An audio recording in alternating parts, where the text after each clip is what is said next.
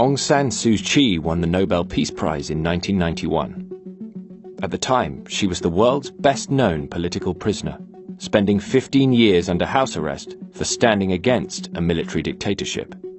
It was hoped she could bring peace to Myanmar, formerly known as Burma, a country ravaged by civil war. After 25 years of repression, Ms. Suu Kyi's party won an election by a landslide in 2015. We hope that this will be the beginning of a new era.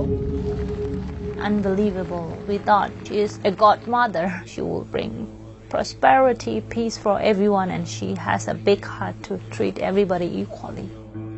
But Ms. Suu Kyi failed to acknowledge the plight of the Rohingya Muslim minority, who've been described as the most persecuted on earth. The Burmese army have attacked Rohingya villages, burning down buildings, killing and raping as they go. YY New is a Rohingya Muslim whose father, like Aung San Suu Kyi, was locked up for opposing the military dictatorship in the 1990s. My father was put in jail for 47 years along with his family members, including me. I lost my future as a teenager.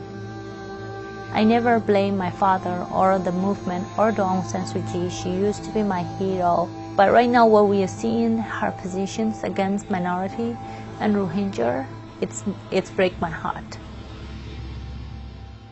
There are 1 million Rohingyas living in Myanmar, most of whom are in Rakhine State. Although Rohingyas have lived in the country since pre-colonial times, they were stripped of their citizenship in the 1980s. They're the largest stateless group of people in the world. Buddhist nationalists and the country's army have targeted the Rohingya for decades because of their religion. Thousands of Rohingya have lost their lives. When Aung San Suu Kyi came into power, the Rohingya minority was very hopeful, but then things get worse. Since Ms. Suu Kyi came to power, the persecution of the Rohingyas has increased. Strict laws govern their movement and where they can live. 120,000 live in squalid camps as a result of previous conflicts.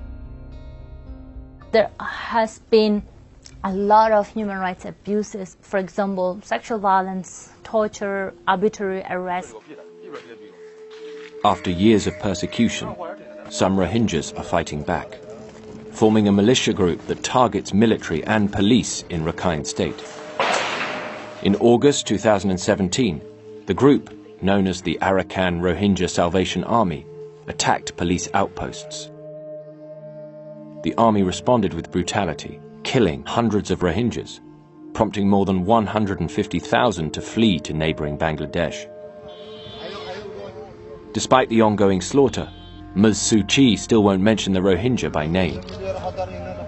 The Nobel Peace Prize laureate has not even condemned the violence, often even defending the role of the military in the face of the growing humanitarian disaster. An online petition calling for Ms. Suu Kyi to be stripped of her Nobel Peace Prize has been signed by over 300,000 people. To some extent, Ms. Suu Kyi's hands are tied. The constitution drafted by the army gives her little control of the security services, and public opinion is very hostile to the Rohingyas. This makes it hard for her to have a real impact on the situation. But she doesn't even speak out about the Rohingya suffering. Some people say she may have a reason not to use the word Rohingya. They have to see Rohingya as their people, and they have to treat them as other people in the country. As a leader who struggled for democracy, who had this passions of promoting human rights and rule of law, she should take a firm position in respecting minority rights. Ms. Suu Kyi came to power on a promise of peace, ending conflict within the country and uniting ethnic divisions. But Myanmar remains racked by ethnic conflict. At the very least, she should acknowledge the Rohingyas' suffering and call on the army to end its bloodthirsty campaign.